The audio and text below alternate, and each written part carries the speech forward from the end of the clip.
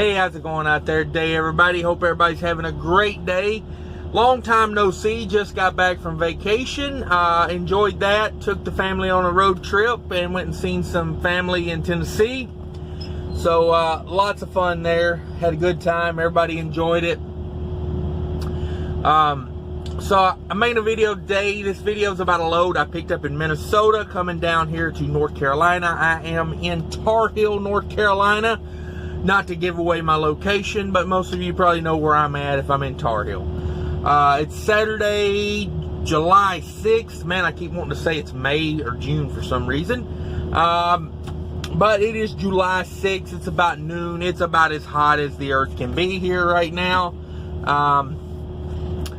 My alternator went out on my APU last night, so I got to get that fixed this week. So I'm idling the truck more. I got it off right now to make the video so you can hear me. And but that's what's going on right now in my life. I need an alternator. I got to get a steer tire, and yeah, other things. I got to check engine light. I got to go get it turned off. I fixed what it needed, but I fixed it myself. But Freightliner's got to get their money somehow, some way. So that check engine light cannot be turned off until a dealer has entered the serial number of the part that I put on to make that go away.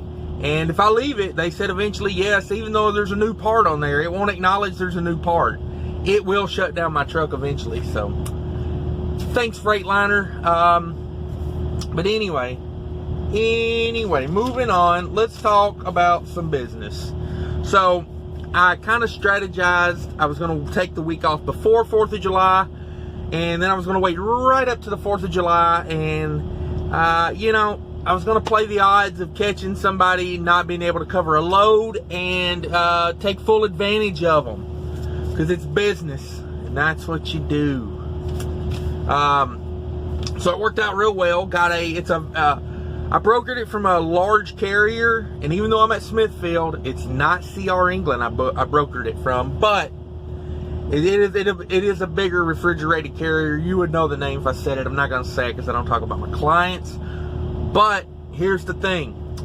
I waited right up, literally July 3rd at noon is when I booked this.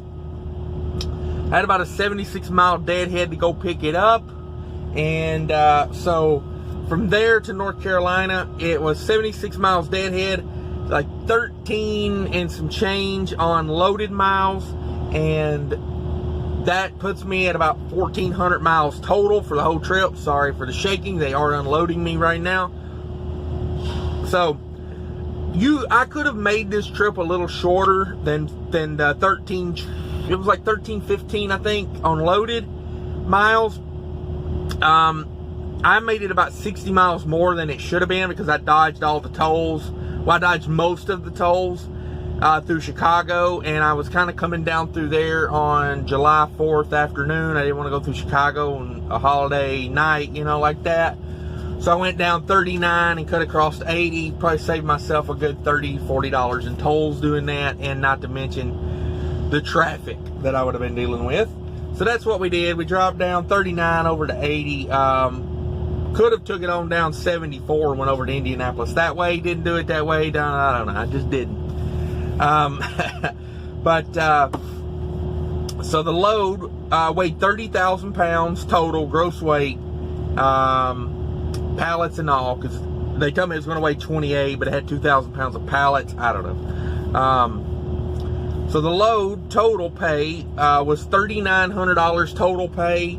That puts $3,120 to the truck. That is all miles. That is $278 a mile to the carrier. That is $222 a mile to the truck. Sorry for the breaking voice. I'm not going through puberty again. I'm having some sinus issues here. So, yeah, $222 to the truck, $3,120. Numbers on truck fuel, I spent $673 in truck fuel. I took my EGR cooler off and cleaned it out really good. It was like dirty as crap. So my fuel mileage does seem to be a little bit better since I did that.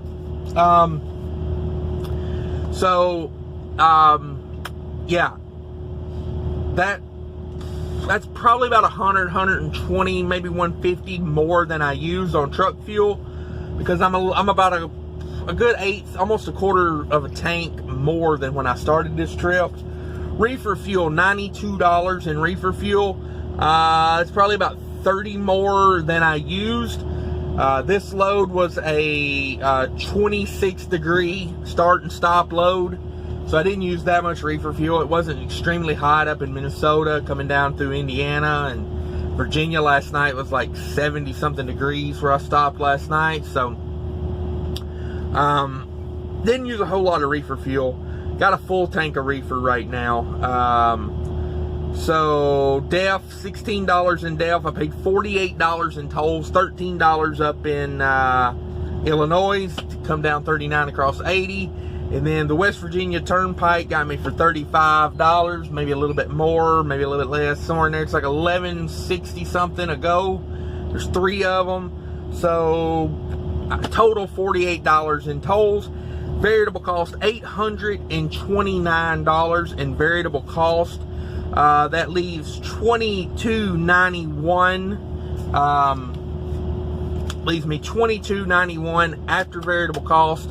I picked this load up Thursday afternoon. I had a minor issue with my air conditioning, so I took the truck to the shop I normally go to, and that was like, I don't know, the miles I told you were the miles that I drove.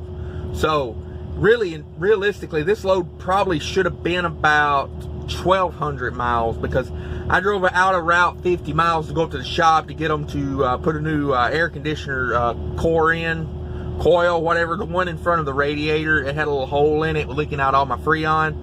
So I had to put a new one in, charge the AC system back up, and boy, am I glad I did, because now my APU alternator went out. So last night, at least I was able to idle the truck with air conditioning. If it hadn't been for me getting that done, if I said, I'm going to tough it out and just go, and then the alternator, I would have literally been stuck with no AC whatsoever. So really glad I drove that extra 50, but it delayed me until July 4th. You know, the next morning, they got the new core and got it put in and everything. So I did get an extra night at the house. That's always a plus. But I didn't get to leave out till the 4th with it, and it had to be here Saturday morning. So as y'all know, that was, you know, eastbound and down type of driving. A lot of Georgia overdrive. So yeah, I would count this as, I'm going to count this as a 3-day run, because, you know, I picked it up on the 3rd, but technically I only drove like 120 miles on the 3rd, and then I went home. Ran it hard Thursday, ran it decent, you know, like 500, 600 miles. Yesterday, being Friday, I ran a big day, like 700 miles yesterday. Got the majority of it done yesterday. Got up this morning, had about 200 miles left down here. So today I've drove about 200 miles, about 3 hours. The unload time, and then what's going to happen is I got another load, a Saturday pickup. I love holiday weeks, man. There's always a lot of freight on holiday week. That's why I work holiday weeks. A Saturday pickup over here, like I figured I'd be stuck here till Monday. I was like, oh man, it's a good paying load to make good money on it. But, you know, like, why stop making good money for the week when, you know, I don't have to, so I'm not. So I've got a load, produce load, coming out of North Carolina, going back up to Illinois. It's going over to the Chicago area. And then from Chicago area, after this load I'm doing, the produce load, I got another load I'm working on. I got to wait till Monday. The produce load doesn't deliver till Tuesday. But I got a load in the Chicago area, dry van load. It's actually really light, really good load. Doesn't pay a lot, like $2 a mile type of load. But if I get that one at the price they're, you know, I'm trying to, sometimes I confuse myself. You know, I could have got the load for $900, and I said, you know what, how about $1,000? And they said, well, the customer doesn't reopen till Monday, so we'll let you know Monday. So may have lost this load over $100, don't know. but you got to negotiate when you can. You got to squeeze all you can out of it. But if I do get that, it will be there Wednesday morning in Minnesota, and it will be over $7,000 for the week for a little run down from Minnesota to North Carolina, back up through Illinois over to Minnesota. So, you know, like, could be a really good week. Shaping up to be a really good week. But stay tuned. I will let you know what happens. And if you haven't subscribed, click the button somewhere around in here. It's my logo. I'm going to put it right in this area, right in the middle of the screen. May put it over my face. Click that button if you're not subscribed. You get all the you know, notifications and all of my videos coming out, which who would want to miss this, right?